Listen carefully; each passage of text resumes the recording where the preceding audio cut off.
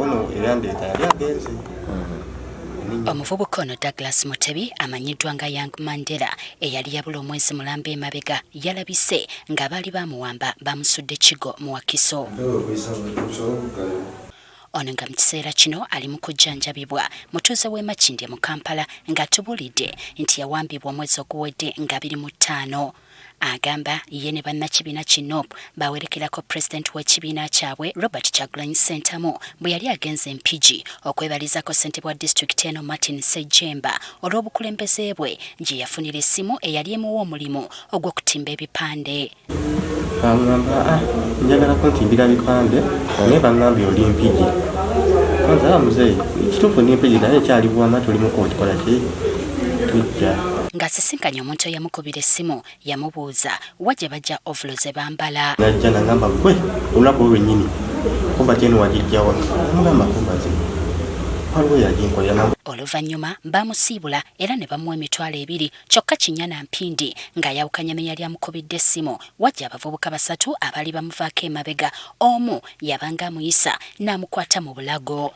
Kati mukumpisa yakwata bukwasi mu bulago kikookolo nero ulire emotoka ekusibirako naye nga sigirako nenwana nabo naye nga ekikookolo kindi ku ki mutwe nenwana n'abasajja era omukono nga baasi ku lugi omukono oli yali agalawo namutaddeyo negulumizibwa.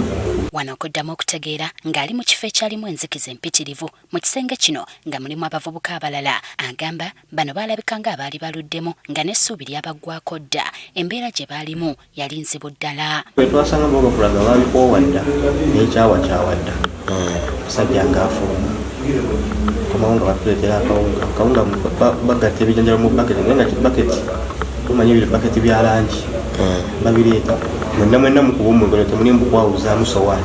Ayongerako nti yakolebwako ebyambyone ebitayogerekeka. Ekyo kyokka kyekyasinga okunyuma mu bulamu bwange n'ekyonyuma nakati kyekyo kyasinga okunyuma. Ate okutulugunyizibwa bakuba ebigala naye bakuba wano mu Kaayana nga bantwala.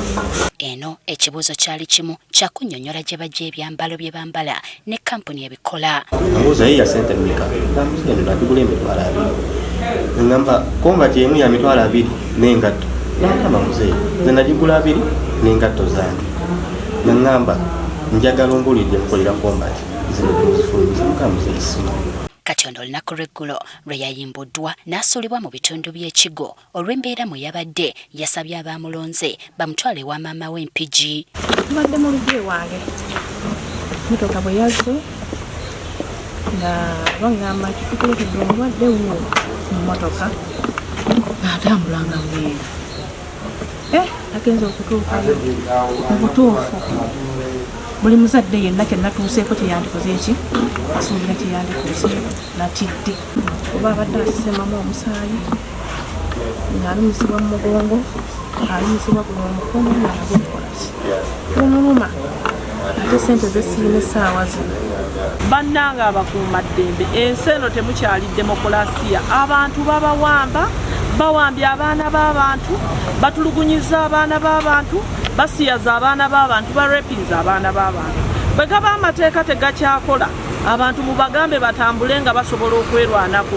Yombaka Hilary Kiyaga naye avumiridde ekikolwa eky'okuwamba abantu n'asaba bekikwatako okomya omuze gw'okutiisatiisa abantu naddala abo abava ku ludda oluvuganya. Ono kabonero akalaga nti gavumenti eyagala demokulasiya.